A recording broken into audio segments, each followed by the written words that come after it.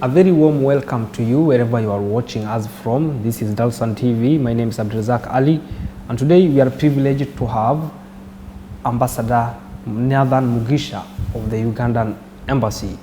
His Excellency, welcome to Dalsan TV, and it is always pleasure having you. Thank you.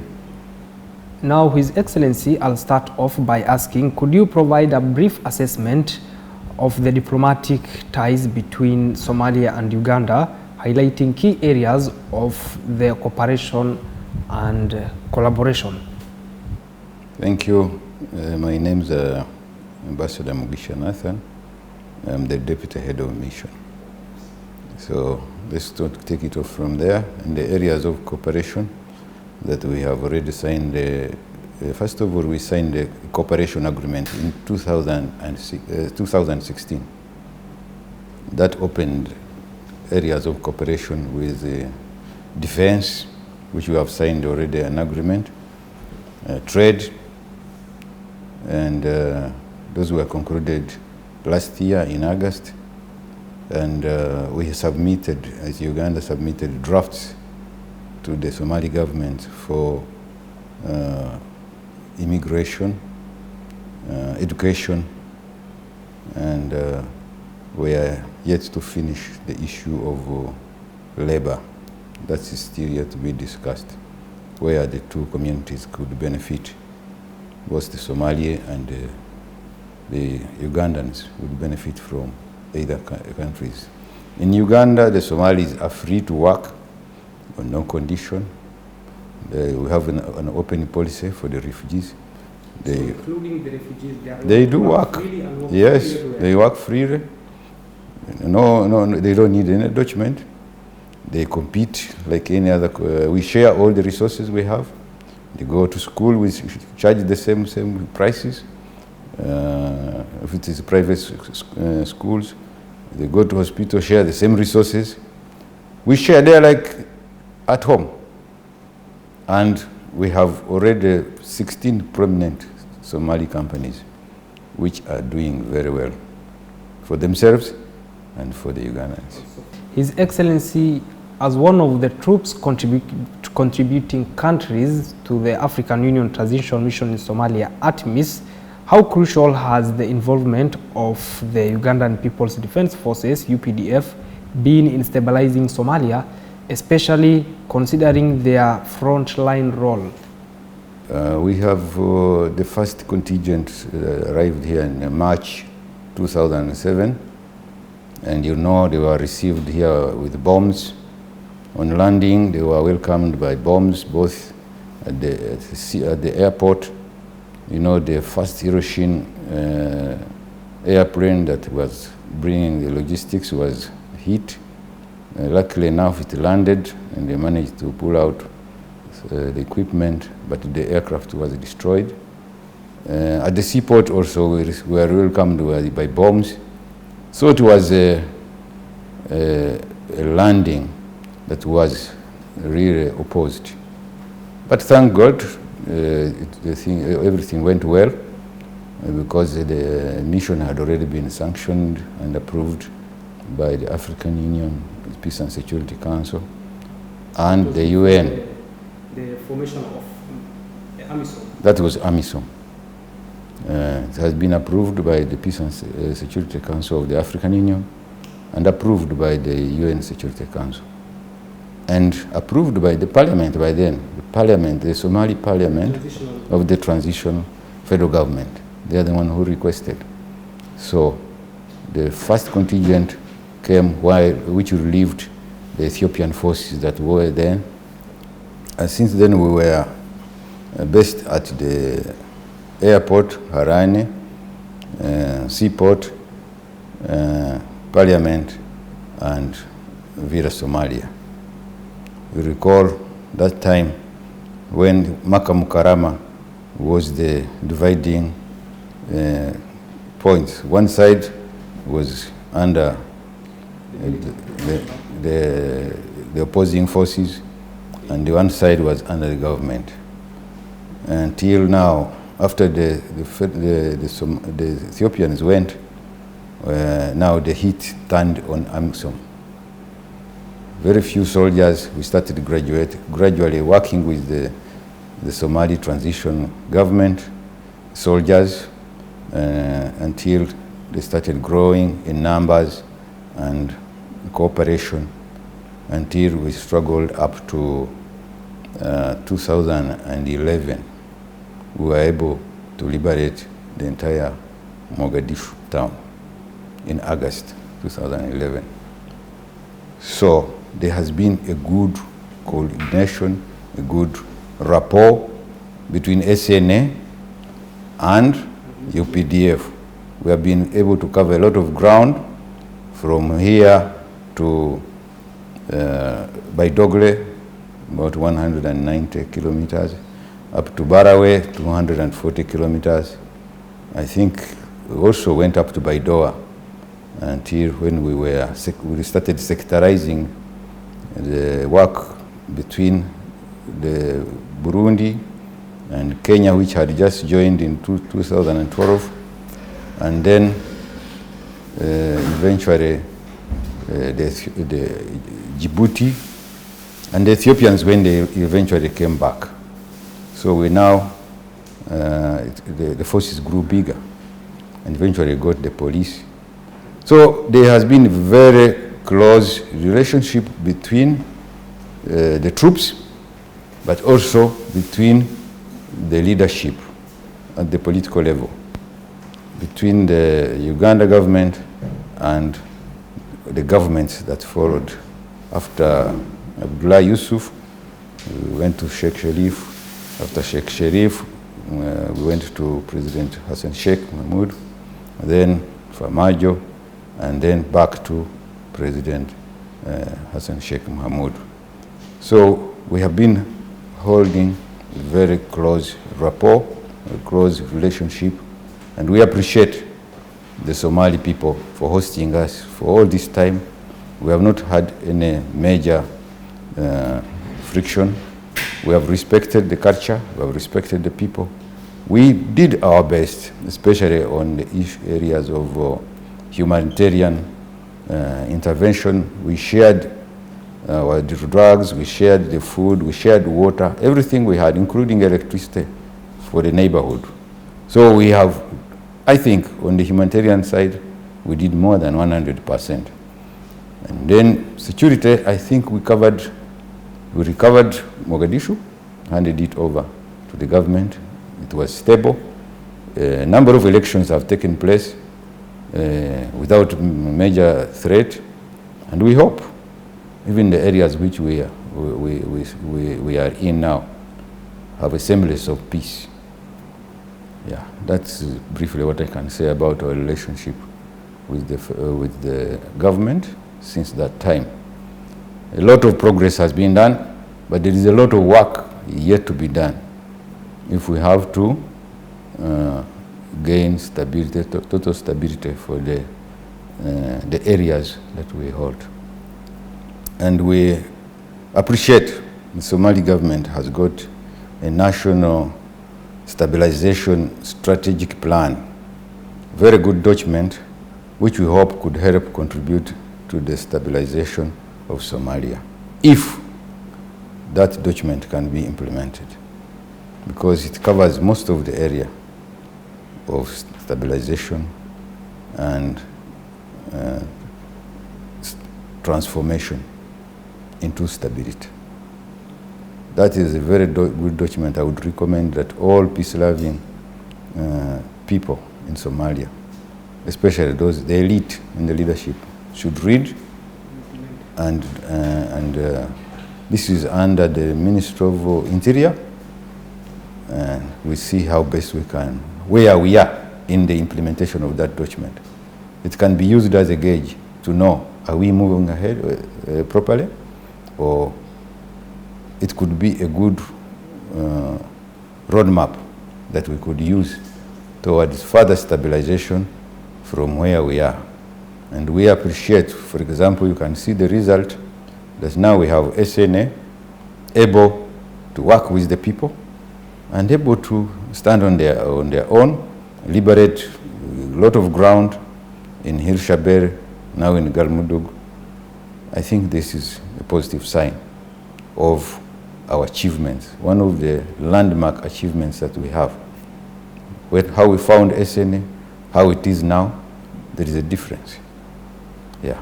With Somalia's potential entry into the East African community, that is EAC, on the horizon, what is your perspective on the development and potential impact on regional integration and cooperation? It is a positive development because when we are united, we become strong. If you want to eat meat, you need to use all the teeth, however hard or whatever. If you want to eat an orange or an apple, you need all your teeth together. And if you want your hands to be clean, you need both of them. So the region, as a region, we need to be together to share the problem that we have so that we are able to help each other stabilize, and then we develop our own economies. Because we have a lot of resources.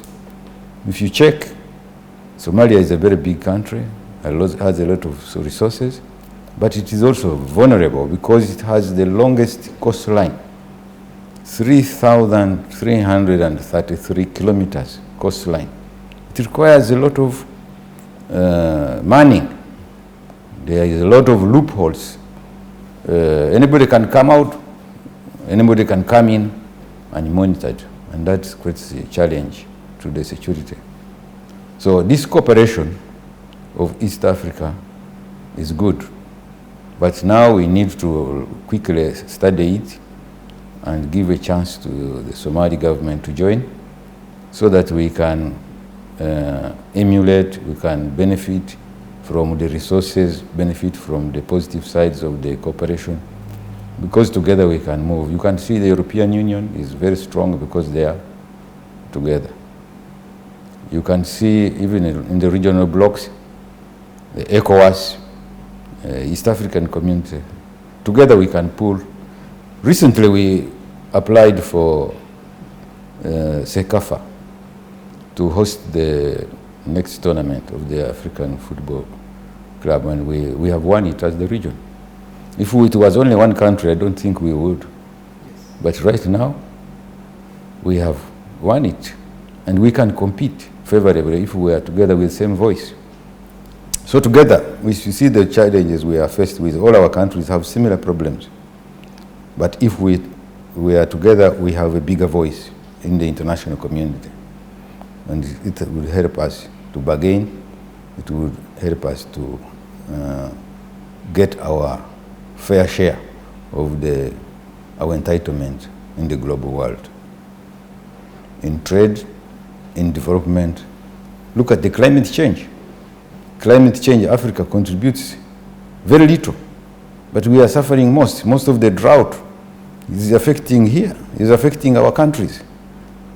All these diseases, the pests, locusts and whatever, we are the most affected.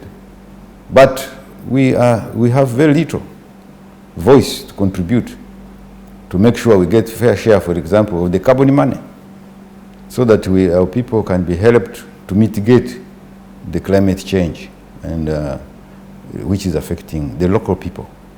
More droughts, more floods, unpredictable weather. All these are challenges that were uncalled for our people.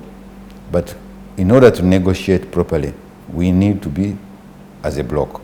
The drawdown of ATMIS troops is currently underway, and the federal government of Somalia has recently requested for a pause. What is Uganda's position on this? Uganda's position, we are supporting the government. We're supporting the government in this. In the first place, the drawdown probably I cannot authoritatively discuss because I don't know where it came from. I am not very sure whether it is a good concept, because, for example, the Somali government is engaged in an offensive operation. You cannot do effectively offensive operation and you are drawing down. So the rate at which we are drawing down is not commensurate to the troop generation. So the Somali government has tried to mobilize.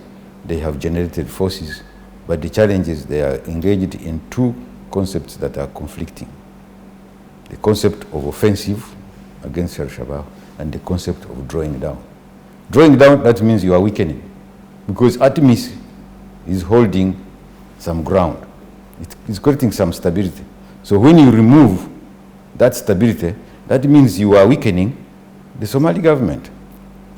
So the issue is, how do you balance this equation so that the Somali government continues to be on offensive, at the same time continue with stability that it has, both in the south and central. That's the biggest challenge we are faced with. And we need to do a lot of work in building capacity to make sure we have enough troop generation, we have enough in equipment, we have enough in other resources that will support the Somali security forces. If we have to balance the boat in getting stability with the current situation and the one that will develop after ATMIS has left. And has Uganda started the drawdown yet? If yes, how many troops have been? The drawdown was started way back in 2019 actually. 2020, that was the first drawdown of 1,000. And we tried to draw down, but there was a backload of about 339, did not go. That's in the total number of the That was then, okay. even when the previous government was here. We could not draw down because there were no troops to hand over to. So we remained with 339 soldiers. Now come the drawdown of, supposed to be December, but we handled it in June. We still retain the troops because SNA was not there to be handed over to, because they were committed in the operations. Now this drawdown is the same situation. The soldiers are still engaged in the operations. So the government is right to ask for a pause. But my worry is, or my concern is the time. I'm not very sure about the timing of that pause, whether it is sufficient for them to have achieved whatever they want to do. So I leave it to them. Let's see how we can work together to see how we can utilize the period that is requested for. His Excellency, there have been reports and propaganda regarding losses suffered by the Uganda People's Defense Forces in Bula Mareer attack. Could you provide accurate information on the number of casualties? I think that's not a big issue to discuss.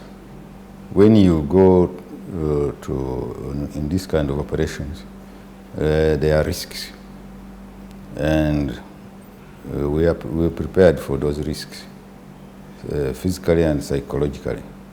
So I'm not going to discuss the number of casualties that were taken. The fact that it is that there was that unfortunate incident, and all of us know that I think our position was clearly declared by the President, and I don't want to repeat myself. And I think the African Union came out clear to the air of the numbers and the damages that were.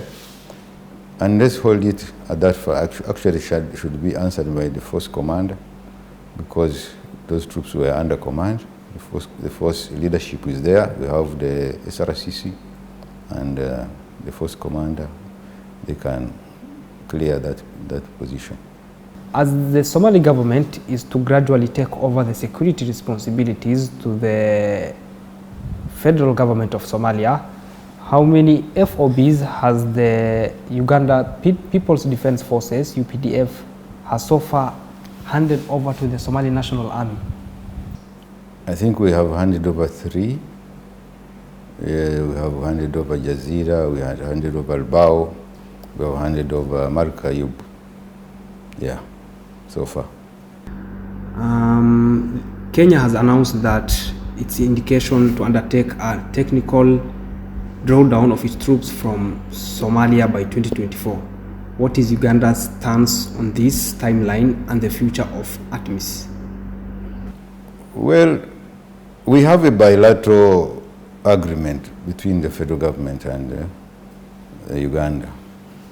So I can authoritatively talk about that. The issue of ATMIS, if ATMIS is supposed to draw down in 2024, I cannot authoritatively talk about it because really, although I monitor what they are doing, but I'm not authority there right now. But I can assure you that I'm not very convinced with that plan. Whether it will be materialized, I don't know. I'm not sure. Do you believe that Somalia can take care of its own security responsibilities if ATMIS exits? Yes, definitely the federal government has a mandate. It is their direct responsibility. We only came in to help, and we cannot stay here forever. So it is better that we start. Actually, we should have started yesterday. That they start taking security responsibility, because that's their mandate really. We only need to help them to make sure they do it faster. Then we start mentoring each other and making sure that they gain confidence. They start doing the job properly and better, and we convince the people that this is their force, because they are affordable and they are durable, because they don't rotate. They are at home. They're not like ATMIS, which requires to be rotated after some time. So this is a permanent, enduring solution. And I support the idea that we quickly enhance the SNA and other forces and agencies to take up their security responsibility, so that ATMIS can go back to their respective countries, because they are also a requirement for these troops back home. So you personally believe that they can take their own responsibility, the Somali government? It is my wish and my prayer that it happens like that. President Hassan Sheikh Mohamud has been spearheading the fight against Al-Shabaab and has been stationed in Bula Mareer in Galmudug state for the last 3 months. There have been reports that ATMIS has not been actively participating in the first phase of the fight against Al-Shabaab. His Excellency, can we expect the Ugandan troops to be active in the upcoming phase 2 of the fight against Al-Shabaab? First of all, that question you should ask the Force Command. But that is wrong. That's a lie. We have been participating. Our role as ATMIS is support. You understand? So if you are not asked for the support, sometimes it becomes difficult. Someone must ask for the support where it requires. And I remember where they required the support, we gave. We gave air support. You recall, there are many casualties who were removed and brought here and their lives saved. Where they required the support, it was provided. That's what I know. But I think for details, you can ask the Force Command. And I can assure you, where SNA has required our support, we have provided. Where they felt they could do it alone, they have done it, which is very good. That's the development. That's a sign of maturity. They are maturing, and they are taking over security responsibility, which is very good. But where they need our support, we do. So I don't know where you're getting those reports. Are you getting them from the government, or you are getting from rumors? I hope it is not from rumors. It is not true, but for details, ask the Force Command. His Excellency, yesterday I was lucky enough to witness the 61st Ugandan Independence Day ceremony, which was held in the capital, Mogadishu. I was also lucky enough to witness the opening of the Ugandan embassy in Mogadishu. As the Ugandan embassy has opened its doors, can we expect the embassy to offer visas to the Somali population? Apart from the building, we have been here. We have been having an infrastructure which was temporary. Now we built a more permanent form. So that's the major thing that has changed. But as I told you, we have been working very hard. You have heard of the Memorandum of Understanding, the cooperation agreement, all these things that we have done. We had a business forum in Kampala. So we have been active and we remain active to support the Somalis and the Ugandans to do their businesses. So the visas, we have a consular section which is at the airport, and it remains open up to date. So if there is anybody who wants to travel, they are free to apply online. The visas are controlled from Kampala. We only facilitate if there is any problem between the applicant, maybe because of delay. So we are consulted and we help to facilitate and expedite the visa procurement. His Excellency, as you wind up this interview, what's your message that you would give to the Somali people? The Somali people, I first of all thank them for hosting us for all this time we have been here. We have enjoyed a lot of good hospitality and we appreciate. And we appeal to them to continue. They should not give up. We have also had a fair share of our problems back home, but we were able to overcome them. They should get united. The most important thing is to get united and believe in their leadership and make sure they reorganize their challenges and prioritize. If they prioritize, I can assure you Somalis have always had solutions to their problems. I believe strongly that the Somalis know how to find their own solutions. So African solutions, African problems, African solutions. Somali challenges, Somali solutions. That's what I believe.